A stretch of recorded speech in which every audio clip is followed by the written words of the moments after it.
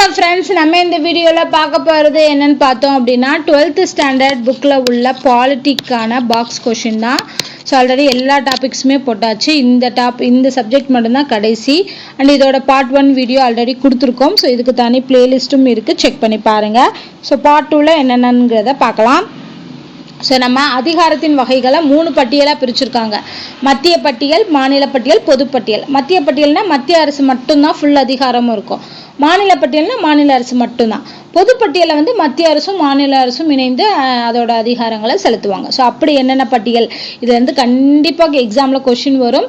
So மத்திய பட்டியலில் என்னென்ன இருக்குது, மாநில பட்டியலில் எத்தனை இருக்குது, பொதுப்பட்டியலில் எத்தனை இருக்குது. ஸோ இதில் வந்து பார்த்திங்கன்னா 11 இருக்குது மத்திய பட்டியலில், மாநில பட்டியலில் வந்து 10 இருக்குது, பொது பட்டியலில் 6 இருக்குது. ஸோ அந்த கவுண்டோட அதோட என்னென்ன டாபிக்ங்கிறதையும் ஞாபகம் வச்சுக்கோங்க.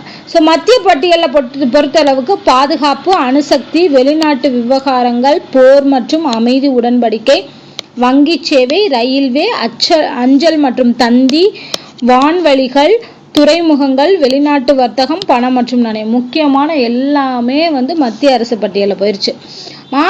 மாநில அரசை பொறுத்தளவுக்கு விவசாயம், காவல்துறை, சிறைச்சாலை, உள்ளாட்சி அரசாங்கம், பொது சுகாதாரம், நிலம், மது, வர்த்தகம் மற்றும் வணிகம், கால்நடை மற்றும் கால்நடை வளர்ப்பு, மாநில பொதுப்பணிகள், இது எல்லாமே மாநில பட்டியல். பொதுப்பட்டியலை பொறுத்தளவுக்கு கல்வி, விவசாய நிலங்களை தவிர சொத்து பரிமாற்றம், வனத்துறை, தொழிற்சங்கங்கள், கலப்படம், தத்தெடுப்பு மற்றும் வாரிசு தொடர்ச்சி, இந்த 6 மட்டும் பொதுப்பட்டியலில் வந்திருக்கு. ஓகேவா? ஸோ இதில் இருக்கிறத நல்லா ஞாபகம் வச்சுக்கோங்க. அடுத்து, இந்திய அரசியலமைப்பின் 52வது உறுப்பு, அதாவது ஆர்டிகிள் 52, இந்தியாவிற்கு ஒரு குடியரசுத் தலைவர் இருக்க வேண்டும் என்ன சொல்கிறது. ஸோ அப்போ இந்தியாவுக்கு ஒரு குடியரசுத் தலைவர் வேணும்னு சொல்லக்கூடிய ஆர்டிகிள் எதுன்னு பார்த்தீங்கன்னா 52. 53ங்கிறது என்னன்னு பார்த்தீங்கன்னா, இந்திய ஒன்றியத்தின் ஆட்சி அதிகாரத்தை அவருக்கு அளிப்பதுடன் அவற்றை நேரடியாகவோ மறைமுகமாகவோ செயல்படுத்த வகை செய்கிறது. ஸோ அவருக்குரிய அதிகாரங்களை வந்து 53ல் சொல்கிறாங்க. 52ல் இந்தியாவுக்கு ஒரு குடியரசுத் தலைவர் வேணும்னு சொல்கிறாங்க. 53ல் அந்த குடியரசுத் தலைவருக்கான ஆட்சி அதிகாரத்தை கொடுக்குறாங்க. அடுத்து, குடியரசுத் தலைவர் இல்லாத போது அவரது பதவிகளை தற்காலிகமாக யார் செய்வாங்கன்னா, குடியரசு துணைத் தலைவரும், இல்லைன்னா உச்சநீதிமன்ற தலைமை நீதிபதி இருக்காங்க இல்லையா, அவங்க அல்லது உச்சநீதிமன்றத்தோட மூத்த நீதிபதி, இவங்க 3 பேர்த்துல யாராவது ஒருத்தர் தான் குடியரசுத் தலைவர் இல்லாத போது அவருடைய பதவியை தற்காலிகமாக வகிப்பாங்க. அப்போது அவர்கள் நாடாளுமன்றத்தினால் தீர்மானிக்கப்பட்ட குடியரசுத் தலைவருக்கான சலுகைகள், ஊதியம் போன்ற அனைத்து சலுகைகளையும் உரிமைகளையும் குடியரசுத் தலைவரை போலவே அனுபவிப்பதற்கும் அதிகாரமும் உரிமையும் படைத்தவராக இருப்பார். ஏன்னா அவர் இல்லாத போது அவருக்கு சப்ஸ்டியூட்டாக இவங்க 3 பேர்த்துல யாராவது ஒருத்தர் வரலாம். வந்தாலும் குடியரசுத் தலைவருக்கு என்ன ஊதியம் சலுகைகள் கொடுக்குறாங்களோ இருக்கோ அது எல்லாமே இவங்களுக்கும் இருக்கும் அப்படிங்கிறத சொல்றாங்க. அடுத்து, இந்திய அரசியலமைப்பின் 18வது பாகத்தில் இந்திய குடியரசுத் தலைவரின் நெருக்கடி கால அதிகாரங்கள் குறிப்பிடப்பட்டுள்ளன. ஸோ ரொம்ப முக்கியம். எந்த பாட்டில் சொல்லியிருக்காங்க அப்படின்னா பார்ட் 18ல் சொல்லியிருக்காங்க. குடியரசுத் தலைவருக்கு நெருக்கடி கால அதிகாரங்கள் என்ன அப்படிங்கிறத குறிப்பிட்டிருக்காங்க. இது ரொம்ப முக்கியம், ஞாபகம் வச்சுக்கோங்க. எந்த பாட்டுன்னு கேட்கலாம். அடுத்து, விளக்கப்படம் தயாரித்தல், இது தேவையில்லை.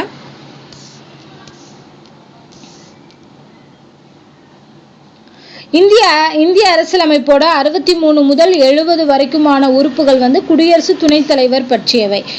இதை மட்டும் ஞாபகம் வச்சுக்கோங்க. ஸோ இப்போ ஆர்டிக்கிள் 63லேருந்து 70 வரைக்கும் இருக்கக்கூடியது வந்து துணைத் தலைவர், குடியரசு துணைத் தலைவர் பற்றின ஆர்டிகிள்ஸ் எல்லாமே.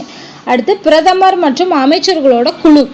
பிரதமர் என்பவர் சமமானவர்களில் முதன்மையானவர், அதாவது அமைச்சர்களிலே முதன்மையானவர் பிரதமர் தான். அவங்களோட சேர்ந்து கேபினட் அமைச்சர்கள் இருப்பாங்க. அமைச்சர்களோட குழு அமைப்பின் அடிப்படை தூணாகவும் உள்ளார். இப்பதவியும் பொறுப்பும் அப்பதவி இருக்கும் வரையிலும் ஒப்பிட முடியாத ஒன்றாகவும் தனிச்சிறப்பு மிக்க அதிகார மையமாகவும் விளங்குகிறது அப்படின்னு பிரதமர் மற்றும் அமைச்சர் குழுவை பற்றி மார்லோ பிரபு அவர்கள் சொல்லியிருக்காரு. அடுத்து, பிரதமர் அலுவலகத்தின் பல்வேறு பணிகள். ஸோ பிரதமரோட ஆஃபீஸ் என்ன வேலையெல்லாம் பார்க்குறாங்க அப்படிங்கிறத சொல்கிறாங்க. அரசாங்கத்தின் தலைவர் என்ற நிலையில் உள்ள பிரதமருக்கு தேவையான உதவிகளை செய்வது, மத்திய அமைச்சர்களுடன் அல்லது துறைகளுடன் மற்றும் மாநில அரசுகளுடன் தொடர்புகளை பராமரிப்பது வந்து ஃபர்ஸ்ட் இவங்களோட வேலை.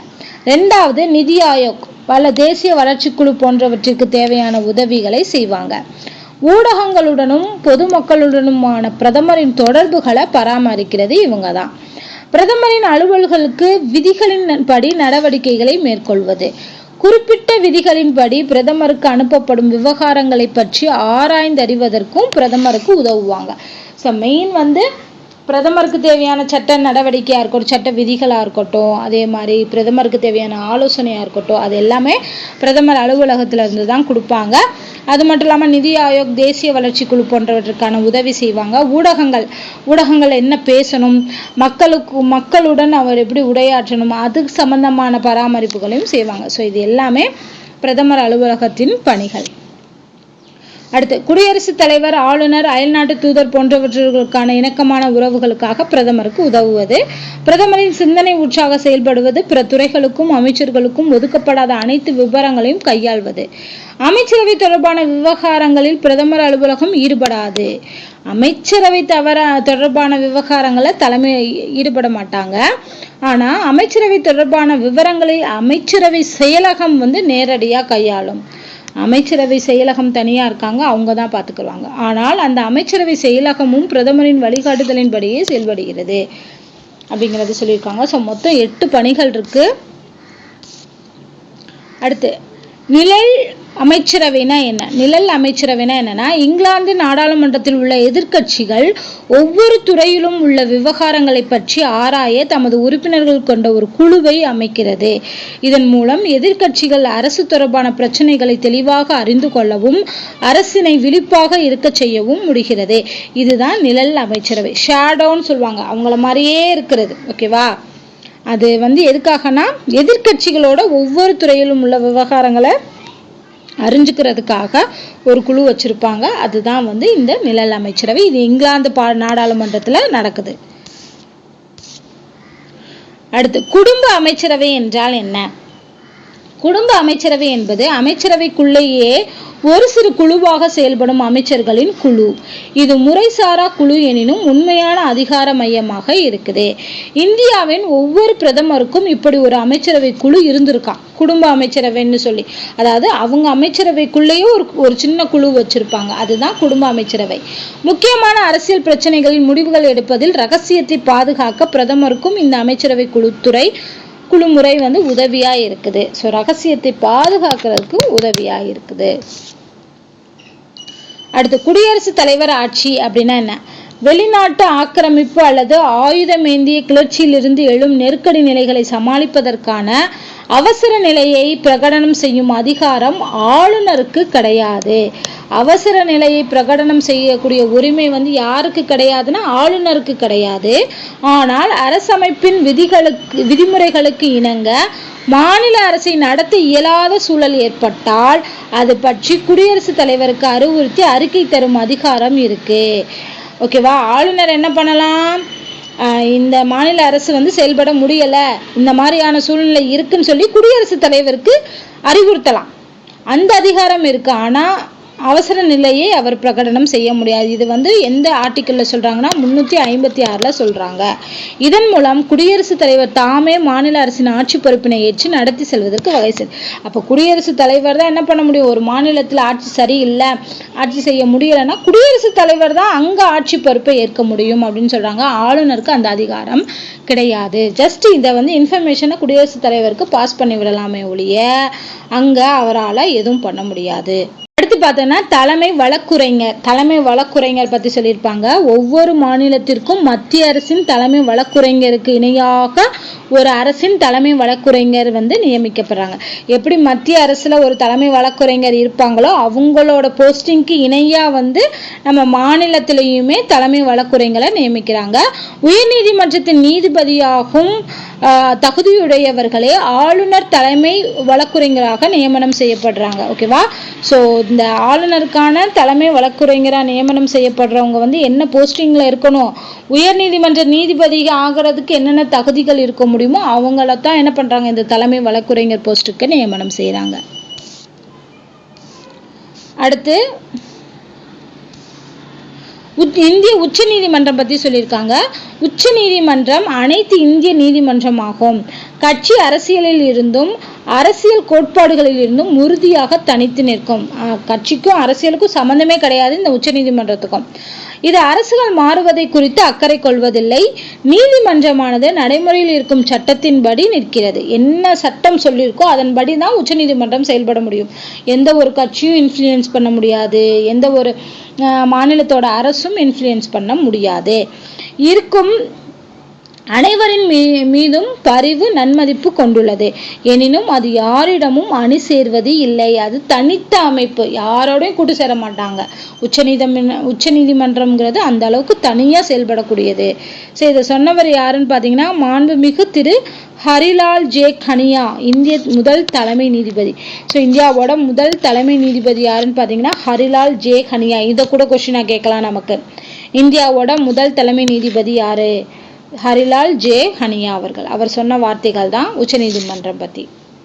அடுத்து சர்ஹரி சிங் கோர் அப்படின்னு சொல்லக்கூடியவரு இறுதிக்கட்ட மேல்முறையீட்டிற்காக பிரிந்து செல்லாமல் இந்தியாவிலேயே மேல்முறையீடு செய்யும் ஒரு அனைத்திந்திய தலைமை நீதிமன்றத்தின் தேவையை 1921 உணர்ந்தவர் இவர்தான். அவர்தான் சர்ஹரி சிங் கோர் அவர்கள். அடுத்து ஒருங்கிணைந்த நீதித்துறை. இது அம்பேத்கர் சொன்ன வரிகள். இந்தியா கூட்டாட்சி இரட்டையாட்சி அமைப்பு முறை கொண்டிருந்தாலும் இரட்டை நீதித்துறை அமைப்பை கொண்டிருக்கவில்லை. இரட்டையாட்சி இருக்கு, கூட்டாட்சி இருக்கு. ஆனால் நீதிமன்றத்தை பொறுத்தளவுக்கு, நீதித்துறையை பொறுத்தளவுக்கு இரட்டை நீதித்துறைங்கிற அமைப்பு கிடையாது நம்ம இந்தியாவில் அப்படின்னு சொல்லியிருப்பாரு. உயர் நீதிமன்றங்களும் உச்ச நீதிமன்றமும் அரசமைப்பின் கீழ் ஒரு ஒருங்கிணைந்த நீதித்துறையாக செயல்பட்டு அனைத்து குடிமையியல் அல்லது குற்றவியல் வழக்குகளுக்கு தீர்வு காணுகிறது. தீர்வு வழங்கும் முறையில் வேறுபாடுகளை களைவதற்காகவே இவ்வாறு அமைக்கப்பட்டுள்ளது அப்படின்னு சொல்றாங்க. ஸோ உயர் நீதிமன்றமா இருக்கட்டும், உச்ச நீதிமன்றமா இருக்கு, இது எல்லாமே அரசமைப்புல என்ன சட்டம் சொல்லியிருக்கோ அதன் கீழே செயல்படக்கூடிய ஒரு நீதித்துறை, ஒருங்கிணைந்த நீதித்துறை தான் அப்படிங்கிறத சொல்லியிருக்காங்க. இது டாக்டர் அம்பேத்கர் அவர்கள் சொன்ன வரிகள்.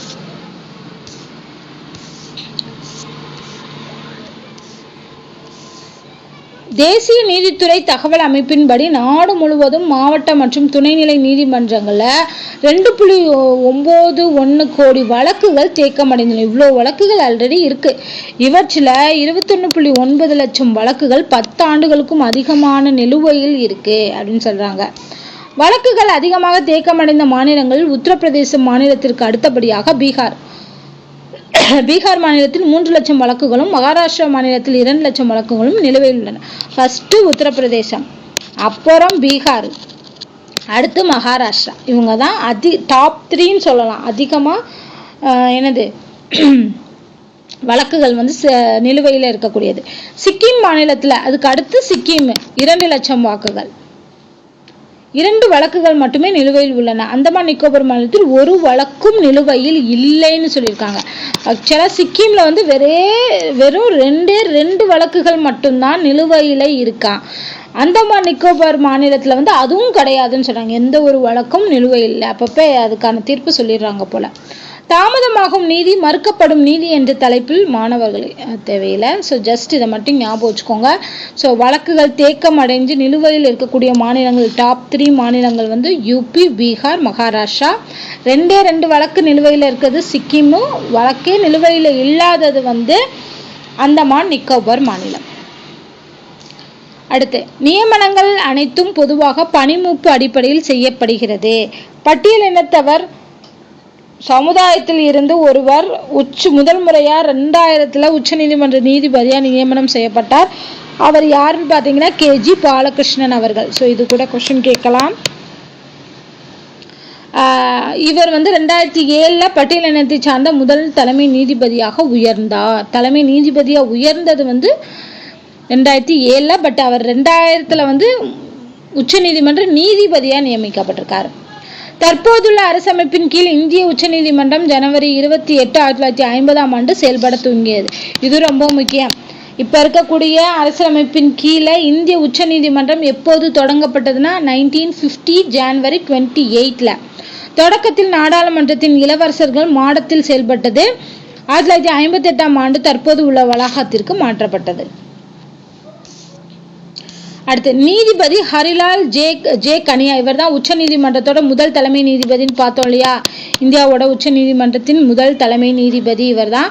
அவருடன் நீதிபதிகளாக பதவியேற்றவர்கள் யாராருன்னு பார்த்தீங்கன்னா சையத் ஃபாசல் அலி, பதஞ்சலி சாஸ்திரி, அப்புறம் மெஹர்சந்த் மகாஜன், ஃபிஜன் குமார், அப்புறம் முகர்ஜி, அப்புறம் எஸ்ஆர் தாஸ், இவங்கெல்லாம் அவங்களோட சேர்ந்து நீதிபதியாக பதவியேற்றாங்க. ரொம்ப முக்கியமான ஒரு இது, நல்லா ஞாபகம் வச்சுக்கோங்க. அடுத்து நீதித்துறை செயல்பாட்டு முறை. மாறிக்கொண்டிருக்கும் ஒரு சமுதாயத்தில் நீதித்துறை மேற்கொள்ளும் வீரியமிக்க செயற்பாடுகள் நீதித்துறை செயல்பாட்டு முறை எனப்படுகிறது. அமெரிக்காவில் 1947ஆம் ஆண்டு ஆர்தர் சன் சிங்கர் ஜூனியர் என்பவர் உச்ச நீதிமன்றம் 1947 அன்று தலைப்பிட்ட கட்டுரை ஒன்றில் சொல்லியிருக்காரு. ஜூடிஷியல் ஆக்டிவிசம் அப்படிங்கிற சொல்ல நீதித்துறை செயல்பாட்டு முறை அப்படிங்கிறத அறிமுகப்படுத்தியவர் இவர் தான், சன் சிங்கர் ஜூனியர் அப்படிங்கிறவர். பிளாக்ஸின் சட்ட அகராதி, பிளாக்ஸ் லா டிக்ஷனரி அப்படிங்கிறதுல ஜுடிஷியல் ஆக்டிவிசம் என்பது ஒரு நீதித்துறை தத்துவம்னு சொல்லியிருக்காரு.